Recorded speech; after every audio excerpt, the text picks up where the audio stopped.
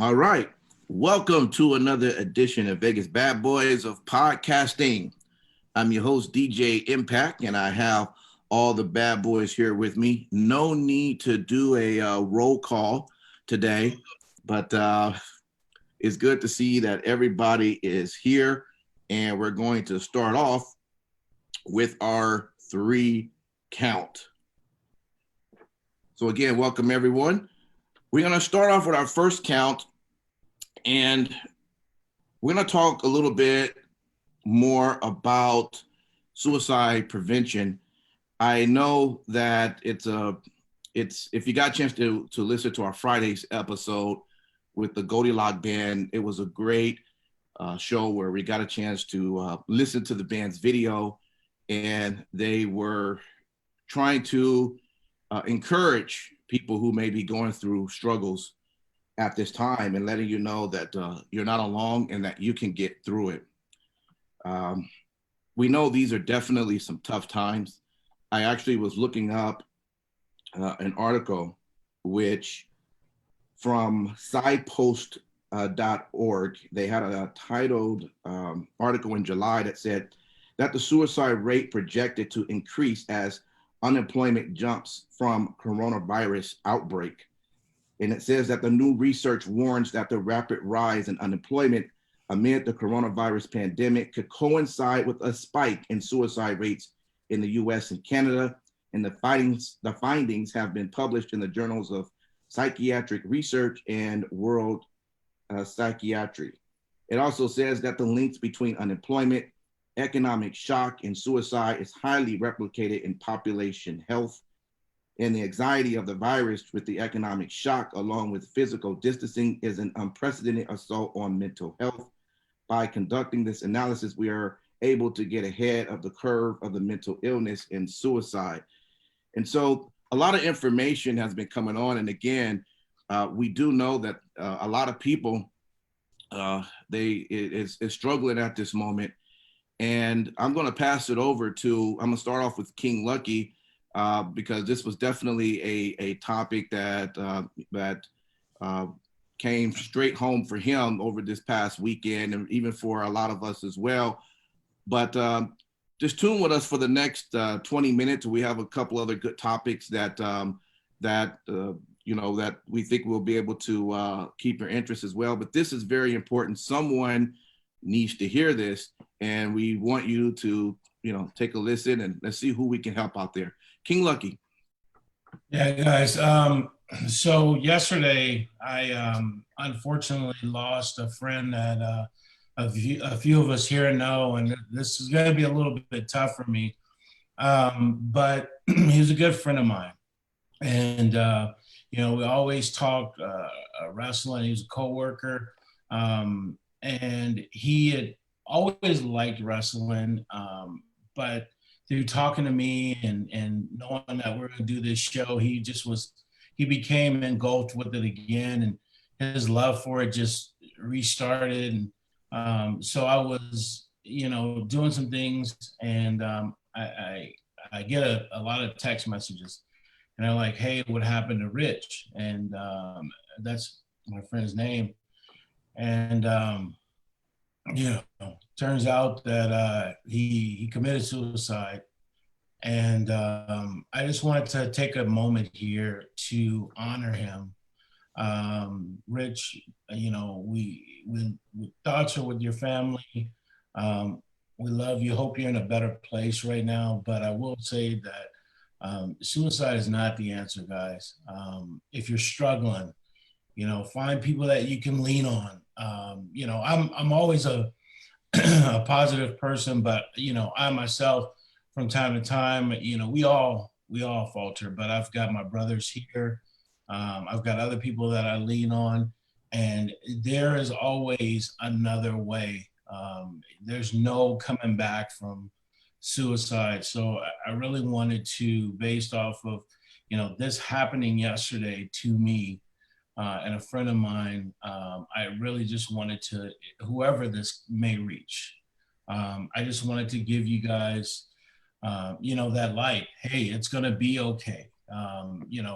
Before we started doing the show, a lot of us had a lot of energy. And, the show has helped me, kind of channel that energy into something positive. And so I just want to say, for anyone out there struggling, depression, any kind of mental illness, you're not alone. And the number for the National Suicide Prevention Lifeline is 800-273-8255. And if you need help, please, please do not wait. Do not hesitate. This man was a great man, always smiling, always laughing. He texts me whenever, middle of the night, early in the morning, because of his love of wrestling. And he left behind two boys and family that love him. And you just have to know that, maybe if you reach out, something might click, something might deter you from doing harm to yourself. So please, if you need help, 800-273-8255. Yeah, absolutely, man. This has definitely been a tough weekend. I know for you, King Lucky, and some of the guys. Let me open the floor up to the rest of the gentlemen here. Anything else that you want to add to this? I know this again. It sometimes gets lost in the fold as so much is going on right now in the world. We sometimes just we forget that there's a lot of issues that are happening. And even reading the article, I was thinking, yeah, I mean, there's people that are in this tough situations right now. Just imagine when this happened, especially during the start of this virus. A lot of us thought, hey, when our jobs were on pause, that at some point we were going to get back to it. And many people are finding out that it's a wrap in terms of the careers that they're in. And it becomes, well, what do I do? How do I, everything has been going to plan with helping out with family and you could just be overburdened by so much. So, gentlemen, the rest of you, what is your take on this that's shouldn't be overlooked any longer? You know what? I definitely, I'll start. Yeah, I think a lot of, when we talk about, the virus, I think what the virus has really granted us all a better perspective, not only of where we stand before the virus, but where do we stand as far as, our values. What do we value ourselves, our families, our friends, our community, our sense of community? And I think that, we all, being in this virus, have realized, or in the state of the COVID virus, have realized, what do we deem as support? What do we recognize as support for ourselves? I know for myself, before the virus, I wouldn't always reach out all the time, anytime I was experiencing stuff. But during COVID now, I definitely rely on, communicating to, certain people and, kind of talking thoughts out, and, anxieties or happiness, anything. And then also the door, swings open both ways for anybody that wants to talk. I think that's the biggest thing, because at the end of the day, I think this virus has taught us that we are all in this together. Doesn't matter where we were, what status we were before the virus, we are all in the same thing. We all have things that we're going through, and it is difficult. And I think us placing value on strength together in numbers, leaning on one another, is going to be vital. And, we definitely don't want to see, stuff like this happen, or stuff like this happen in general. But, this is happening all over the world, especially right now. And I just ask everybody that's watching and whatnot, please try to find ways to be there for your fellow brother and sister as best you possibly can. If they're calling and they need someone to talk to, just take it, because, sometimes that phone call and you being there may help, and, that's all I'll say about that. Yeah, absolutely. as you fellas know, that whenever I see anyone, normally when you call my number, there was probably anywhere between a 95% chance of me picking that phone up. Even if I'm knocked out sleep, sometimes I'll quickly try to sound like I wasn't, just because I want to make sure that you guys are good. I don't want anyone to think you're calling going, oh man, why am I bothering him about this? I never know what that call is going to be. I'm always expecting that when that phone call is going to be some exciting stuff, some exciting news, what is it to talk about, but we never know. And so, and I want to be one of those ones that, you can reach out to me when you need that, and there are people that are out there somewhere in your circle that, that when you call, they pick up and they got your back. And those are the ones you definitely want to talk to when you're going through any depressions or going through any struggles, and they're the ones that's going to help you. So don't ever feel like you can't reach those people, because let me tell you, if they didn't want to talk to you when you call, majority of the time, they'll just hit the decline button, or I'll get right back to you later.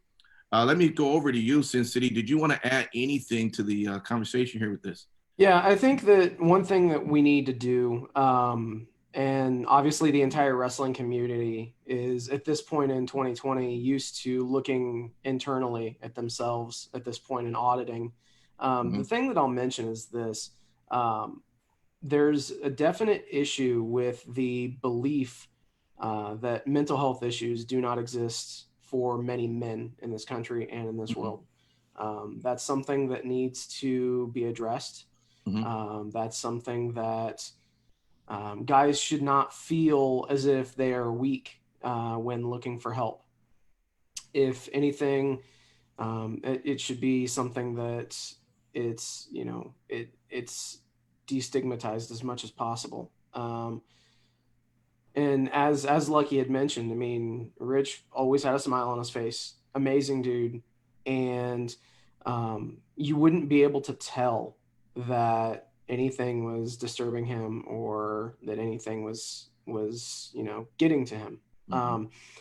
And that I guess that so many people are used to creating a persona, maybe for social media, or in the event of other things that we do outside of going to work, or hell, even including going to work, if that's you putting on a different persona, a different hat, whatever.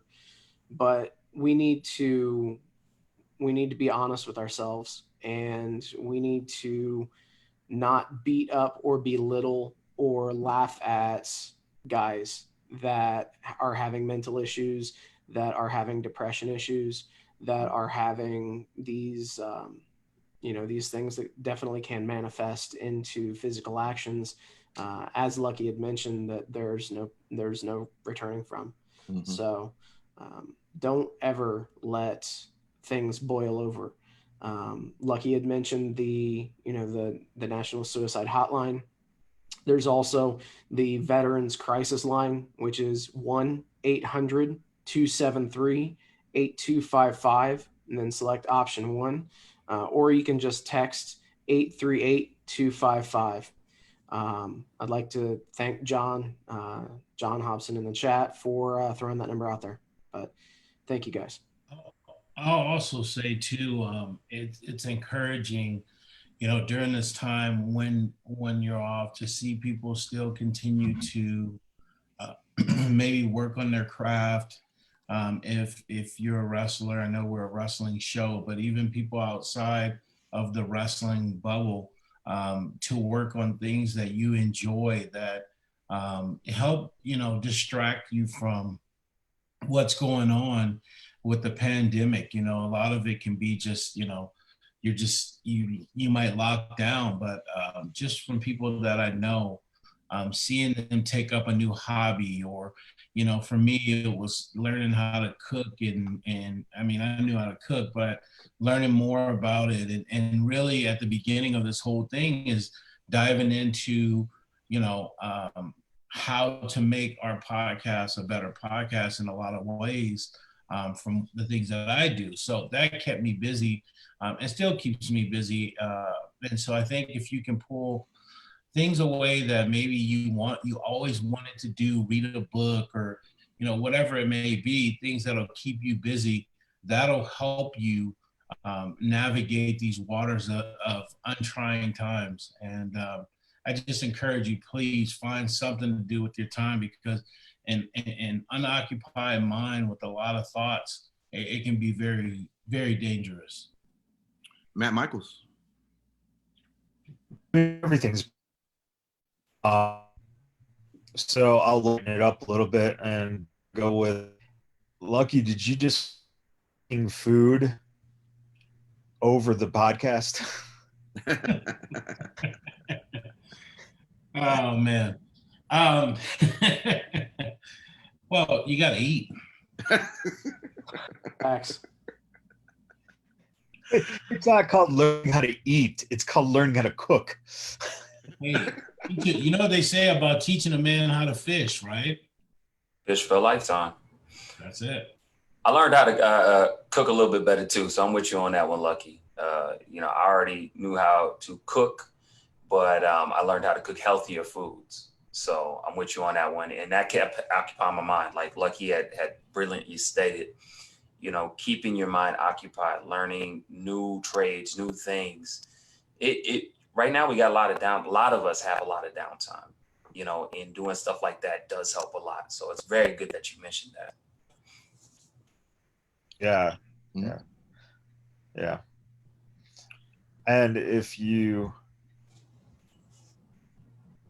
just let your mind wander, that's when you end up with stuff like person, woman, man, camera, TV.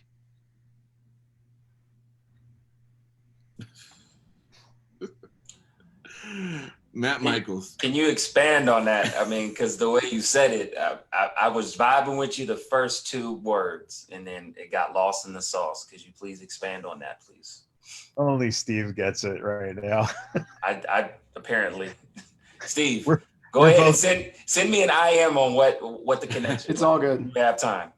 we're both edibly pleasant. So Oh, it's just kind of one of those inside edible things. oh, see, I can't vibe with you right now, man. I've been off of stuff for like a week. Is that what you would Drinking my consider tea. an edible arrangement? Oh man. Edible arrangement. That's a good one. Segue. It's no, really though. That's the best way to tribute or honor someone who had a sense of humor, man. That's have true. a little joke, have a little laugh, and now move on to count number 2. Oh. Well, I will say this. Just one more thing to just to sum it all up. One thing is, all your friends and family and people who you're close with, just keep up with them, keep in touch with them, and just make sure that if you see any moods that are different from the way that they usually are, to just see what's going on. I mean, sometimes we just kind of just ignore that, but hey man, you ain't looking yourself, man. What's going on? And go sit over. And D, I'm sorry, but this is a very important point to that. Mm-hmm. We have a stigma of thinking that people who commit suicide are depressed. Mm-hmm. All right. So that is not the only sign of emotion where you can look out for someone. If someone is in an extremely happy mood, that's also a possible sign. Mm-hmm. So it's not just basing it off of one thing. It's basing it on all spectrums of knowing that person. Exactly. And if they've changed just a little bit, that makes you question, something's up, that just go for it. Talk to them about it. Ask them about it. Yeah. Worst thing can happen is they go, "You're fucking nuts." Exactly. Good. So with that, we're going to go right into our second count, and it comes from talksport.com. And this is a This was pretty good. Josh Barnett, right? I guess he's in MMA. I wasn't too familiar with him going forward, but he is a former heavyweight champion. Yeah, in UFC. He says he fought now contenders like Daniel Cormier in the finals for the Strikeforce heavyweight title back in 2012 and wrestled for New Japan. And but his Bloodsport show with GCW or what have created a ton of buzz in the industry. So he had some things to say about Raw Underground, right? Because that's kind of the what's the same idea that Raw Underground now is taking on, and his initial thoughts on that is it's something he finds cool and entertaining for the most part. He says that it does take a special kind of understanding and acknowledge to put such a thing together and to find the right athletes as well. Timothy Thatcher learned directly underneath him, and of course there are Shayna Baszler and Marina Schaffer, and is that Jessamine Duke are folks that are ready for this particular competition. Overall, though, and he also mentioned a few others that he would like to, if he could come in as a trainer, would be really great. And he mentioned, of course, Jonah from Bronson Reed, or Eric from Viking Raiders, Bobby Lashley, Dolph Ziggler. He says, hey, he's definitely a guy he would take, Daniel Bryan, and so on. So use the guys who are already being used. Hey, but one thing though, he says they need to get rid of all the strippers and the Attitude Era stuff. That needs to go. And you know what's so funny about that? I see you guys shaking your head. I was actually looking for the strippers. I actually was hoping that they were going to double down, and I saw the money over there going, hey, here's all the money. I thought I was going to see some guys over there smoking a little bit on the corner. I was looking for that, and they took the strippers. I'm like, wait. Go ahead. We're going to definitely stick to what he's saying, but I thought that part of it was, I'm not feeling it. I think they should have went the other way. King Lucky, let's talk about this. Is our boy here right on what his thoughts are? Yeah, certainly. Listen, let me just kind of start where you left off at. I've never been one to shy away from strippers, okay? Let's start there. But I will say that they had no place in that little, the dancers or whatever you want to call them. They had no place in. Anyway, talking with someone who fucking knows what they're talking about. Damn. Come on, taking away the strippers. Oh my God. What do you fucking work for Disney now? Hey. I like to have that Disney paycheck. Hey, real talk. I will say this. It made sense the first time when they had the strippers because they called it Raw Underground. So I get that. And so when you have an underground scene, I don't know if you guys have ever went to underground fight syndicates. They had a couple in Vegas, probably before y'all moved here, and they got quickly shut down. But that was kind of a little bit what the scene was like. It was just makeshift.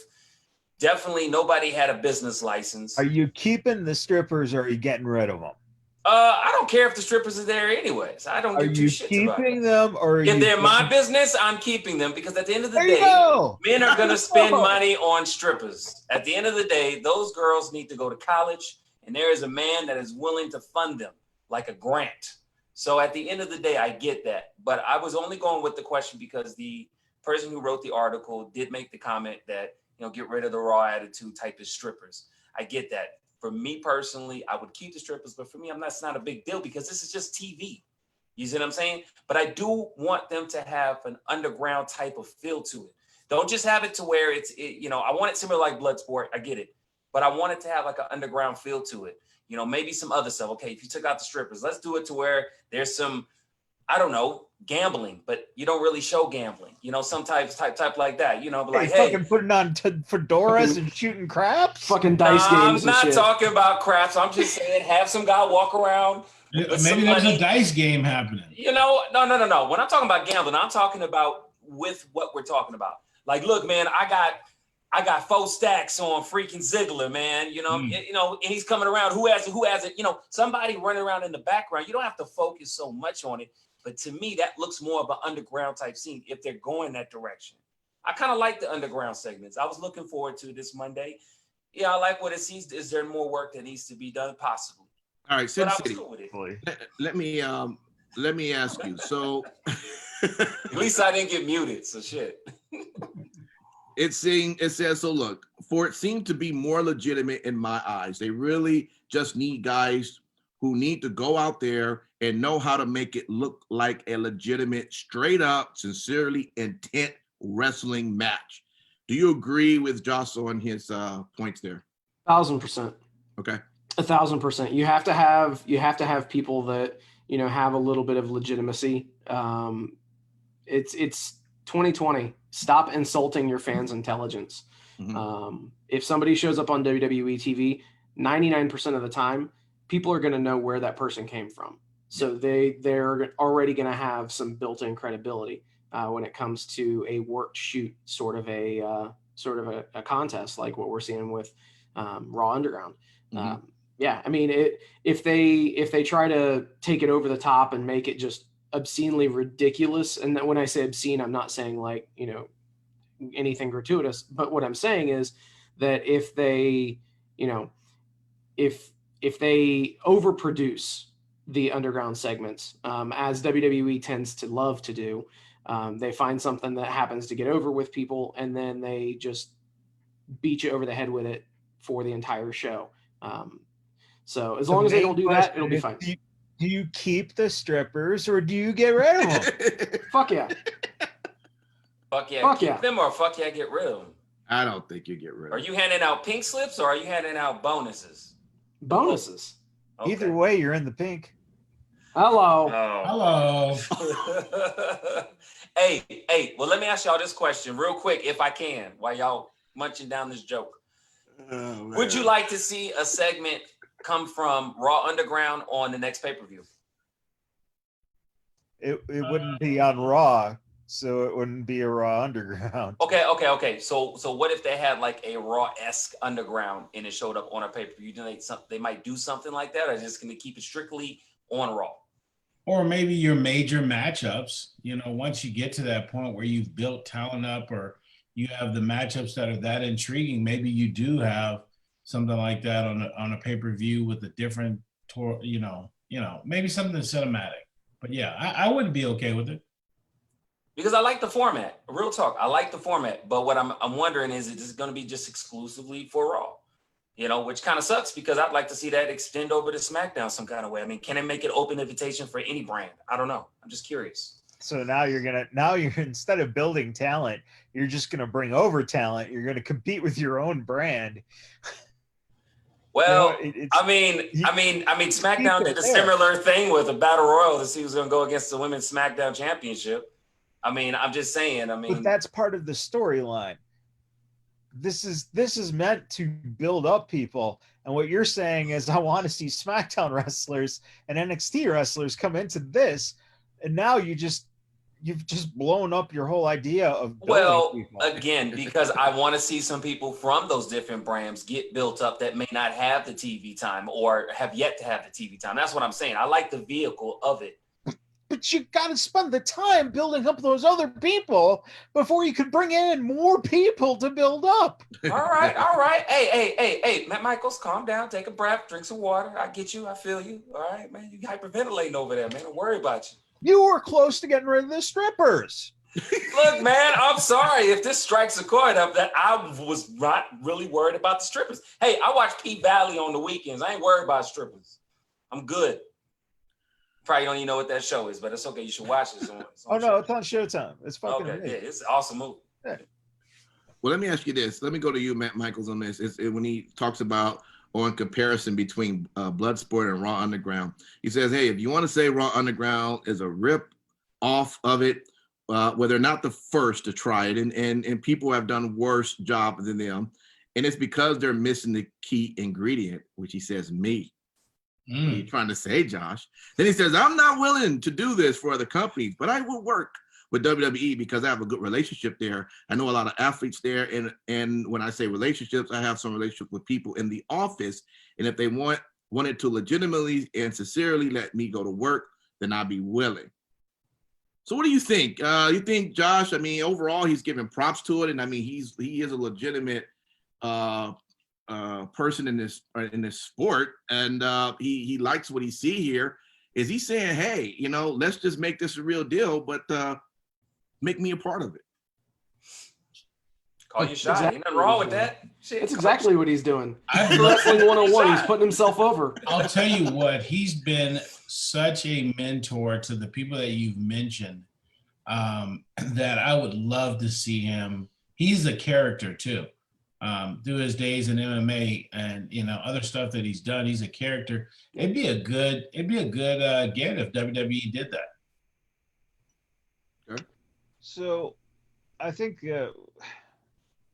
Jim Barnett has not been relevant since he sold Georgia Championship Wrestling. I just so Josh Barnett there, Matt Michaels. no, his name's Jim. Anyway, don't worry about DJ Impact. He's a little woo. So yeah, I mean, and listen, I honestly think he died about 16 years ago. So I don't know where they're getting this from, but obviously, as you've picked weird subjects, in the past, DJ Impact, this came from Sin City Steve, and I get the whole dead person vibe thing is kind of cool, but right. Jim Barnett's just it won't work. All right. Well, I guess we will have to see where all of this goes. I'm enjoying it, but I was a little bit off not seeing the strippers there, and and not seeing the money flowing, not seeing the smoke over there. Let's just make it real. Let's just take it there. Hey, Why not? Impact. Start watching P Valley. You won't miss them as much. I'm just letting you know. Watch P Valley. You be straight, except for the one episode. Episode 3, you might want to wait the last 10 minutes. Just putting that out there. It's gonna turn into Sheamus taking it over and basically making it an old Irish pub where guys are fist fighting. Hey, Michaels. Hey, Michaels, but you know what? Real talk.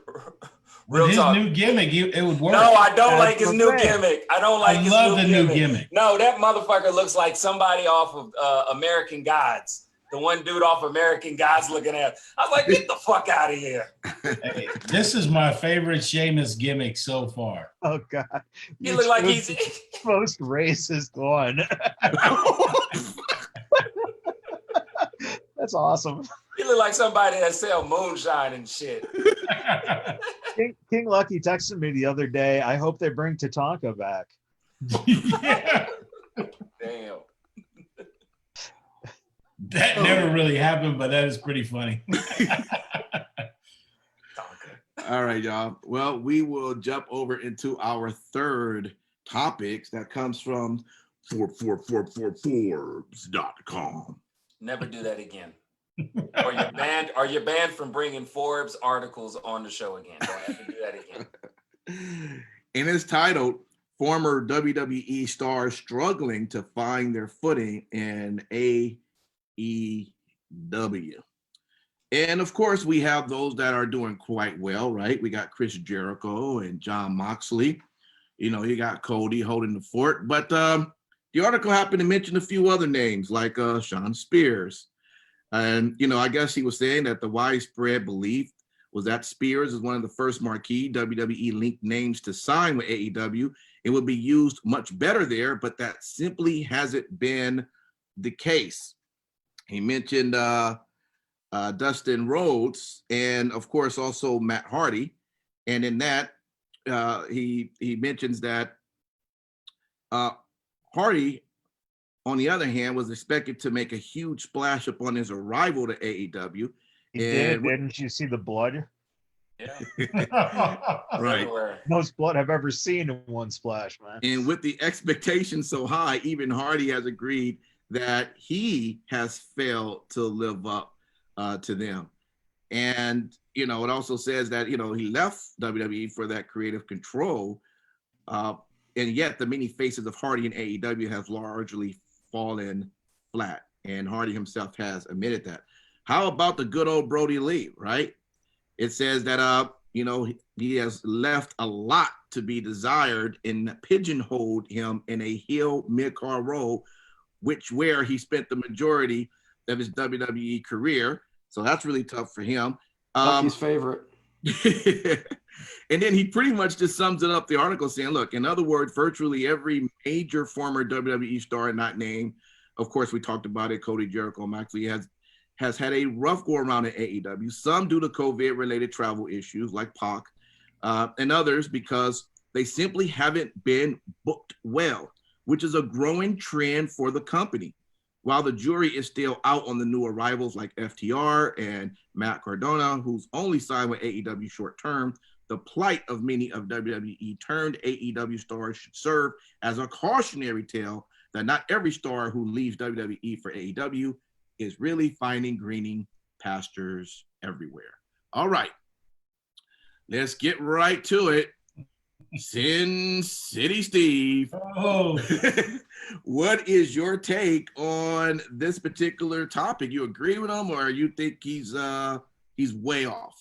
So I think that, as with everything, he's not 100% spot on. He's not 100% wrong. There are people that have, missed the mark upon getting to AEW. Sean Spears, without a doubt. Brody Lee, I would agree with. I am very interested to see what kind of direction that they're about ready to go with. And obviously, the rumored alliance between Spears and FTR. I think that that'll benefit all three of those guys. And obviously, if you have Tully with them, essentially making a new Four Horsemen, whoever they choose to put in there as that fourth person will be beneficial from the giant rub that they're going to get anyway. Yeah. But yeah, I definitely agree. Brody Lee has fallen short. I think that there have been dashes of greatness here and there, but it's like you'll see one thing that's great, and then for every week where everything looks good, there are two where it's just off. So I definitely would agree that people have been underused, misused, whatever categorization that you want to use. But I don't think that it's as huge of a deal. I mean, you're going to have that, your success rate's never going to be 100%. Your fail rate's never going to be 100%. If that was the other way around and those guys are going into WWE, you'd be shitting all over them right now. Listen, you can say whatever you want, bro, but hey, the fact of it is, it's really easy to throw shit at WWE when it seems like as if the product as a whole is at the lowest point that it's been at in terms of viewers, because it can be argued that the creative is so bad. So, I mean, if you want to say that I would give them shit, then yeah, of course. But in their short period that they've been on TV, AEW has, not insulted my intelligence much, if at all. And I think that they have done an amazing job for their first year in business. They doused a guy in fucking gallons of orange juice on a $7,000 white coat. Oh, they are spot on. Very, very strict storytelling by the book. Oh man. Sin City Steve. Ultimately, that storyline was used to get over somebody that needed to get over, and somebody that is one of the cornerstones of that company. So, say what you will, but it did its job. And I mean, they're cruising right around that, that million viewer range occasionally. They just need to be more consistent with their booking. That's all that it is. If it was Vince's company and you were dumping stuff, it would be shit. And that would be acceptable. Orange Theory, that's original, man. But you know what? Let's look at it like this too, okay? WWE having a large amount of resources and an expendable, supply of people that they can get to jump on. And that's not to say AEW don't have deep pockets, okay? AEW has done fairly well for themselves, and they're going through, I believe, my opinion, the normal track. You're going to have some ups and you're going to have some downs. Do you see what I'm saying? And I think that AEW is doing, decently well. I'm sure that they'll pivot and reposition and do a better job. But I think the reason why most people give WWE shit is they should know better. Do you see what I'm saying? They've been in the business how long? But let me ask you this. Let me jump back right quick to Simon Street over to the topic at hand, though.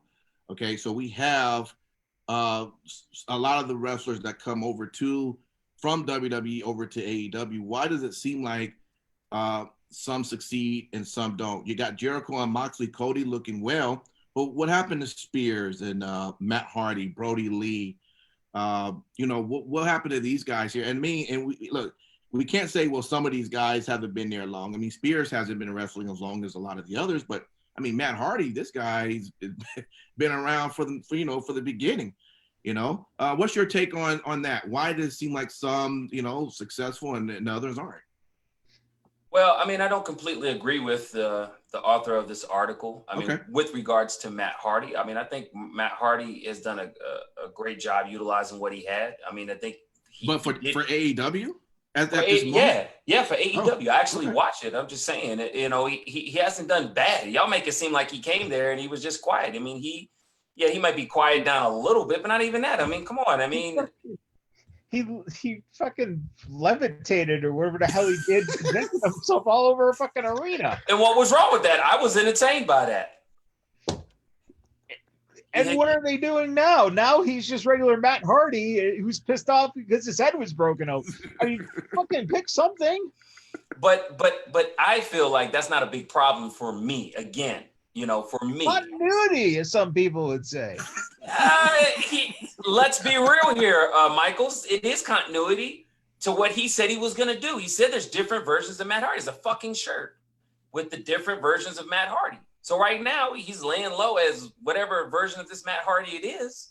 I mean, I don't see the big problem. I'm not saying there's different versions of Simon Street too, like the muted one. Listen, for me, one of the things that when you look at this and people that are jumping ship, you're in the middle of a pandemic right now. So sometimes things that'll catch fire in terms of angles or the debuts, it's getting lost right now. So I don't think it's a huge issue.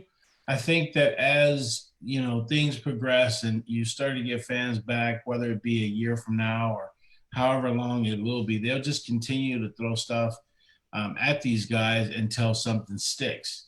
I do have a problem with the way they bring guys in, at the top of the card. You saw it with Brody Lee, you saw it with Murder Hawk, and then they lose. And then it's kind of like, well, what do you do with them? Same thing with Sean Spears. I mean, you're not going to go higher than Cody at this point, so they brought him in, feud with Cody, and then you go way back down to the end of, the rung or the pecking order. So, but here's the main question on that, though, and I think this is a valid point. They've got Hangman Page, and he's really not doing what they, were going to make him the face of the company, make him the baby type thing. Yeah. And, the fact of the matter is that why is he hanging up there when Spears could easily be hanging up there? Very true. So I think there's a little nepotism there too. Yeah, very true. There's a couple of other names that was mentioned. I mean, what about Jake Hager and Lance Archer, right? Yeah. I mean, these should be powerhouse. Why are they not like being dominant right now? Lance Archer is definitely dominant backstage in the dressing room. Well, and we'll talk about it later, but I mean, I'm losing interest in the Archer and Jake thing. I mean, they're just beating up nobodies week to week. And then you didn't like the crazy old man with his shirt off? Yeah. Well, I wasn't expecting for him to have something written on his back. It's just bad booking, you know. It's even if you don't have anything for him, then just do some vignettes or stuff like that to keep it interesting.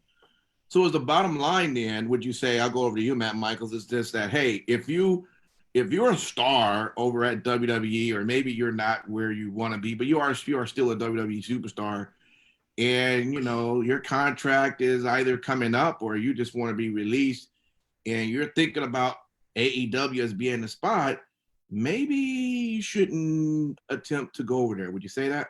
How many zeros? That's the only thing very that matters, good point. bro. Yeah. I mean, think about it like this. Well, you know what? Well, look. Well, here's the deal. So, fine, you get paid and you're happy, but what is that doing to your product overall? I mean, you as an individual is happy, but your company as a whole, how is that looking? I would say that's a very good point. Let me answer that. Let me answer that question. But you're speaking as the talent, though, Matt Michaels. I get that. As a talent, sure, pay me whatever. I don't care.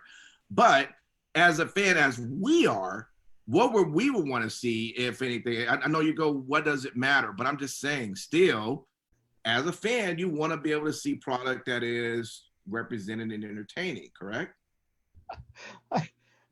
You're conflicting two different totally things. I mean, one is simply the fact of the person who is getting this money. Sure. And you know what? Well, that's true. In the end, I always say this, the fans don't fucking matter. Yeah. Even the wrestlers have to look out for themselves and their family first. And if you're entertained, great. But if I'm doing shit and they're still paying me, I'm doing what they're doing. Yeah. That's what they're doing in the WWE. But if you can go somewhere else and get a huge paycheck for doing it and just doing the same thing, I mean, Brody Lee is essentially the same fucking thing in terms of where he is and positioning right now. And he's probably a lot happier right now. He gets to talk and he gets a paycheck that looks good. Sure. That's exactly what I was going to say. I would rather be in AEW, get paid well, whether I'm doing good shit or bad shit, have a higher percentage chance that whenever they do want to call me to do some shit and I come up with some brilliance, it could happen with less red tape than WWE. That's the way I feel. And listen, we'll go to someone who's not a WWE person, but someone who is a huge example of this right now. That's Sonny Kiss. Sonny Kiss he was able to collect a paycheck for weeks on end because they were doing nothing with him. Yep. But when he's on TV, he's spot on. Yep. So if they blow it, they still have to pay him. And you have enough of a highlight reel to take from what you've been on TV to your next employer. So I will say too that going along with this topic, there was some rumors making the rounds this weekend that lots of WWE talent, current talent, is looking to sending fillers out and stuff like that, trying to move over to AEW. So I don't know how real it is, but to their points, if the checks are clearing, it's from your sources. From my sources tell me. Yeah. Raja.com. Yeah, so you don't have to worry too much about it. So Shant in the chat says Brody Lee is one that's shining on AEW. If you watch BTE, there's a segment with the Dark Order and Brody Lee, and it's very entertaining to watch. That, and they also show hints of it on AEW. His character is by far one of my favorites from the ex-WWE talent on AEW. Wow. I will say, Shant, that in general, While I was hopeful for Brody Lee, and I thought the Dark Order was a cool concept, I don't want to see them on BTE. I think it doesn't do anything for the guys. It's all comical stuff. And I think as a group that serious, I think they should not be on BTE. I know it's a way you want to showcase talent and get them over and stuff like that, but it does nothing for me with the Dark Order. So I ain't got a problem with it. I'm still entertained. Okay. I'm with Shant. I'm still entertained. It doesn't not pique my interest, but it doesn't lead me to where I'm like, this is garbage. So I think they're going through the regular motions that they're supposed to go through. I'm proud of them. I'm proud of the product that they're rolling with the punches. And then if anybody really realistically took the time to get out of their fandom to really think about how businesses are run, you would know that there is a timeline from start to finish where you're going to go through these rough patches. You're going to go through these, possibly writers hitting brick walls and trying to come around it. The reason why, again, and I'll say it, even though it wasn't pertaining to the article, the reason why we give WWE shit is because they should know better. Know better. God know better. Damn, you earn those mutes. You know what? You know why I ain't tripping now while I'm getting mute? Is because your internet's going to go out and you're going to glitch for like 5 minutes. Karma's a motherfucker. He broke the internet. True. Well, I guess, hey, for the struggling stars that came from WWE, maybe just some good writing or something might help them out, right? And maybe that's what they're lacking, just someone to give them a good story and a good run, right? That's what's missing. Maybe. I guess we have to see. Well, I heard Michael's put in his application. I heard Michael's put in his application, so maybe they'll get somewhere if they pull it. Oh man, I'll pick zeros, man. That's fine. Zeros, right? Show me the zeros, homie. Show me the zeros. All right. Well, if you guys don't have anything else to say on that topic, we're gonna be done with our 3 count. And again, we thank everyone for joining us on our live video comments. Keep them coming, as we will read them as we see fit. And we will continue to have these 3 counts. If you have a story you want us to touch base on, hey, just send it to us by our emails. Our email is vegasbadboysofpodcasting@gmail.com. And you can always hit us up on our social media as well. What about that other thing? Well, yes, there is our app that we do have out as well. Yeah. And talking about spending some free time on trying to learn things like, cooking and everything else everyone is doing, I was trying to figure out how to build an app and found a way to do it. So we have one. Check it out. It's on all iOS and those Android platforms. Just go to the search store and put in Vegas Bad Boys with a Z. It pops right up, and just keep in touch with us. It's fun and exciting things to come. And there are no strippers. At least Impact hasn't added them yet. Yes. Not yet. Yeah, not yet. I will say that when you download the app, turn on notifications. You will get a notification anytime a new show like this one goes live. So turn on those notifications after you download the app. With a full description, a good full description when you pop on the notification. It ain't like other apps where they just say the title and you like, well, okay, well, what is this all about? It gives you a good, great description and where you can, tune in on us. I'm just saying it's really thorough. Impact did a marvelous job. Make sure when you go to the App Store, though, put a space between Bad Boys with a Z. Yeah. Because if you don't, it doesn't come up. And unlike Fortnite, we are on, Apple, iOS, and Google in the App Store. Unlike Fortnite, throwing some digs out there. Well, at one point, I thought maybe I was going to have to create a lawsuit because they were the only ones not approving it for a minute.